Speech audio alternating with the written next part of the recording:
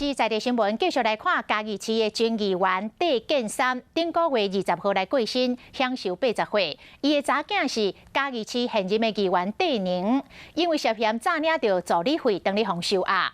顶一届这个戴宁登去奔丧，是靠着骹铐、手铐。 靠路头，一路靠入去灵堂。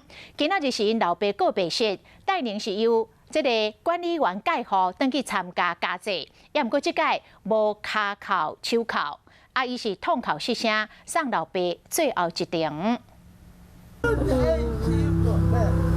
我们会很坚强。见到老爸最后一面的是戴宁情绪随失控。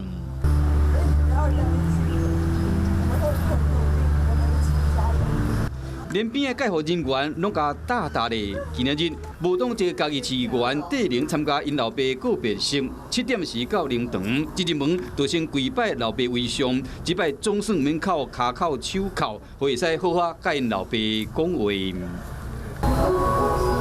家顶一摆登去厝的祭拜，戴宁挂骹铐、手铐奔丧，一路跪拜入去到灵堂的画面，引起人权的议论。连法务部嘛着惊，无都想到讲，这个画面会出现伫高化人权的台湾。虽然看守所第一时间讲，这是依照介护奔丧的规定，因为对于有人要劫犯人、有逃走的顾虑，那么毋是大家介护奔丧者拢爱靠骹铐、手铐。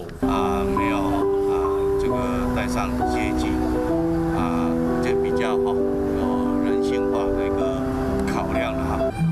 而法律不应该用这样的方式，他认为他没有被有罪定谳的情况之下，没有跟任何人串证，也没有杀人放火，却连这最后一段路都没有办法好好的陪伴。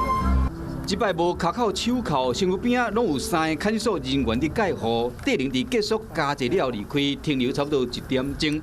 看守所嘛表示讲，分所分组瞻仰为用告别式头7点等，伫发过许可的范围内会适当的处理，真可能袂好受压禁见的人心内有遗憾。